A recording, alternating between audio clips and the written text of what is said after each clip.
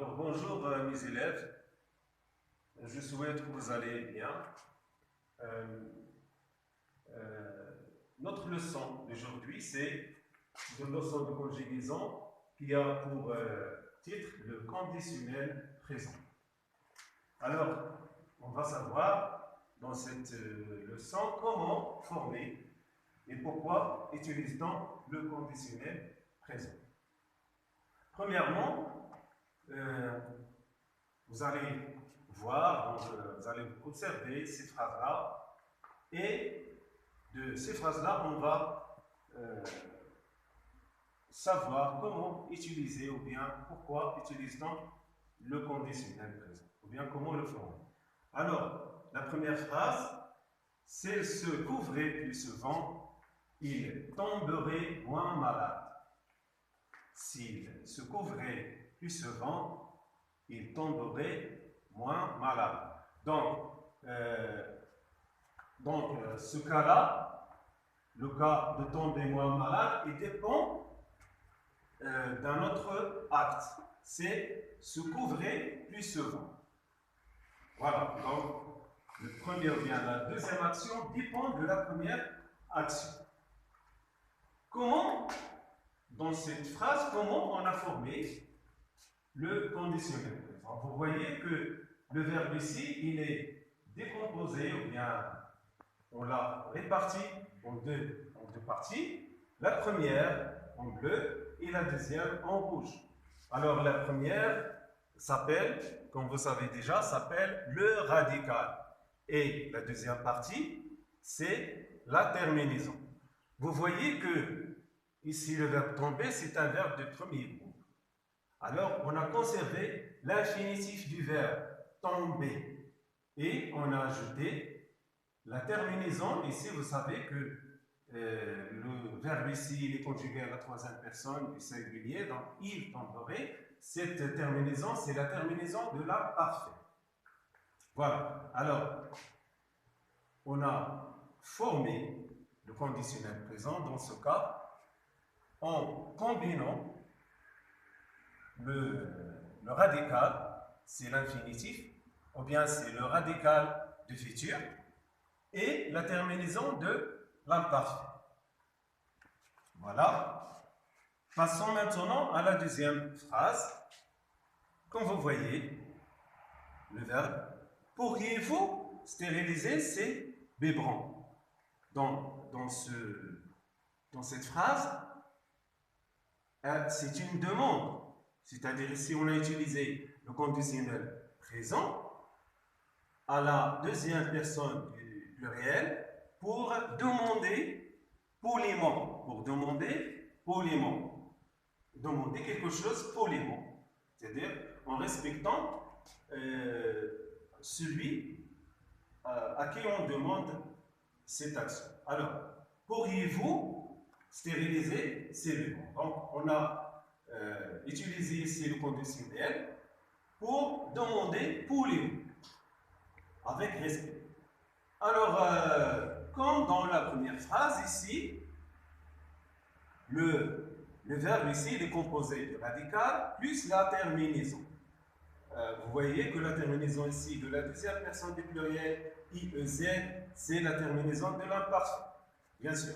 Et ici, pour, c'est le radical du futur. C'est le radical du futur. Alors, pour former donc, le conditionnel présent, il suffit, dans les deux cas, on a vu, il suffit de combiner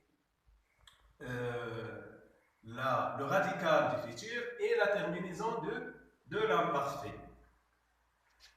Troisièmement, la troisième phrase, j'ai entendu dire que vous enleviez, ou bien vous enleveriez demain votre plâtre. C'est-à-dire, demain vous allez enlever le plâtre. C'est-à-dire, cette personne, elle est blessée ou bien elle a quelque chose.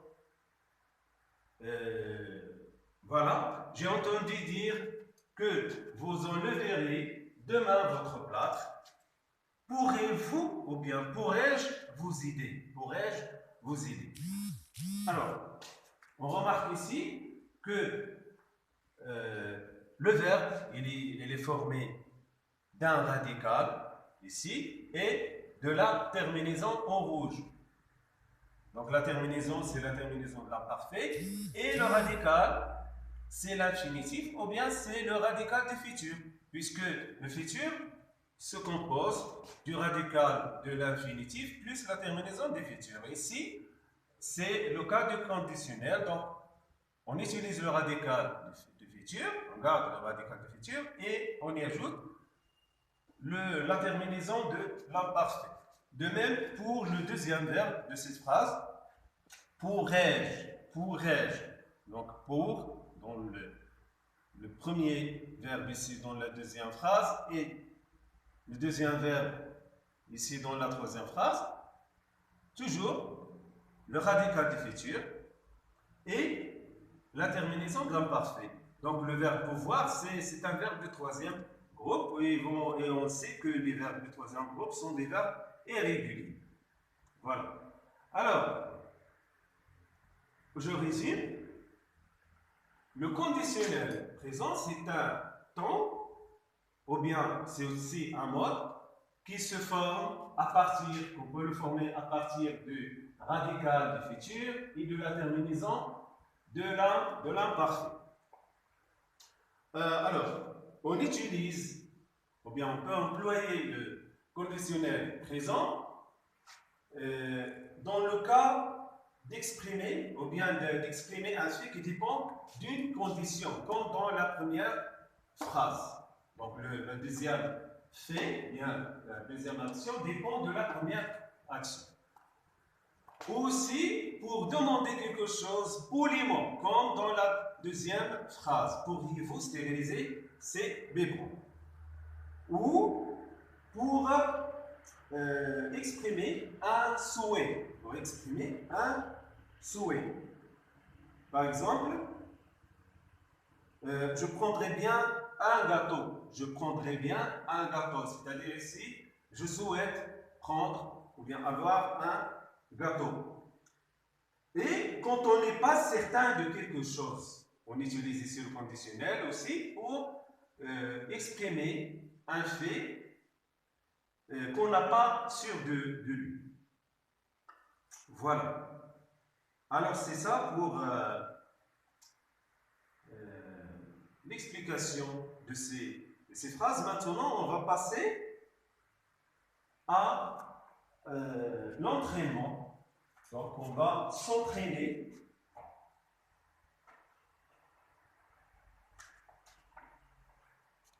Alors la première phrase, ici, la phrase A, on va entourer les verbes conjugués au conditionnel présent. Alors je vais écrire la phrase au tableau et on va voir ensemble les verbes conjugués au conditionnel présent. Alors la première phrase c'est si on volait, on pourrait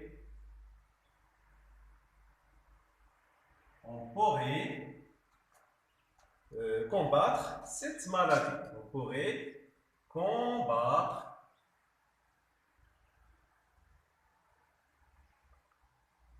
cette maladie. Voilà.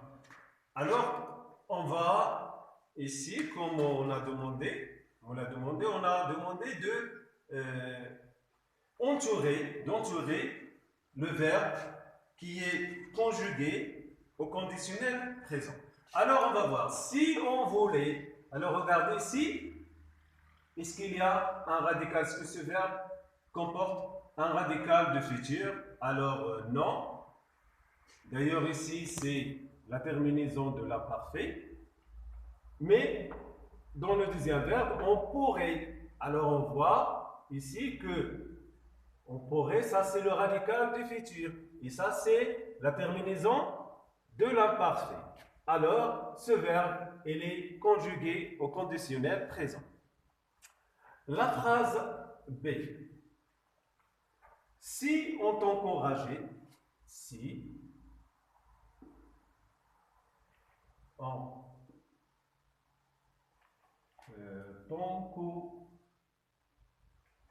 t'encourageait,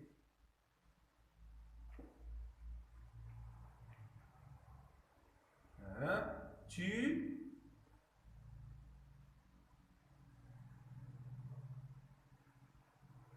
réussirais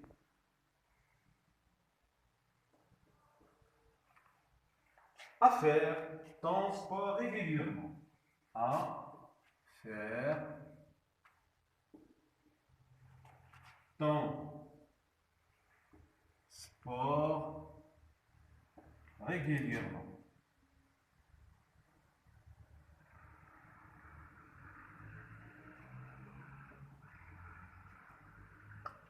Voilà, c'est la deuxième phrase. Alors, on va voir, est-ce que bien l'un des verbes ou bien les deux sont conjugués au conditionnel présent. Alors, on va voir si on t'encourageait, donc le premier verbe, le voici, s'encourager. Voilà. Alors, je vois, donc, s'encourager, c'est un verbe du premier groupe. Alors ici, le radical, ce n'est pas un radical de futur. Alors, je passe au deuxième verbe. Deuxième verbe, c'est un verbe du deuxième groupe, le verbe réussir. Alors, je vois que le radical, c'est l'infinitif du verbe, c'est le radical du futur. Et là, ça, c'est la terminaison de l'imparfait, vu que le verbe est conjugué à la deuxième personne du singulier. Tu réussirais. Voilà. Alors, je remarque que ce verbe-là, il est conjugué au conditionnel présent. Voilà. Radical du futur, terminaison de l'imparfait. Radical du futur, terminaison de l'imparfait. Maintenant, je passe à la troisième phrase. Voudriez-vous m'acheter ce médicament? Voudriez-vous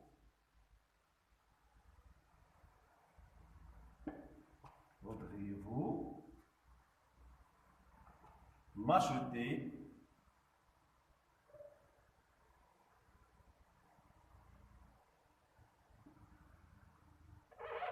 ce médicament?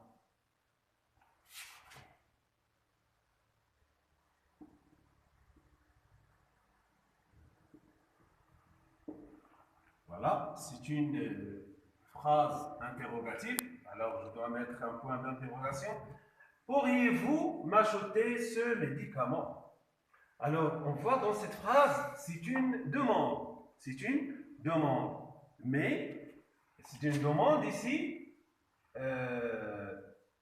dans laquelle on a utilisé le verbe conjugué au conditionnel présent, c'est-à-dire c'est une demande avec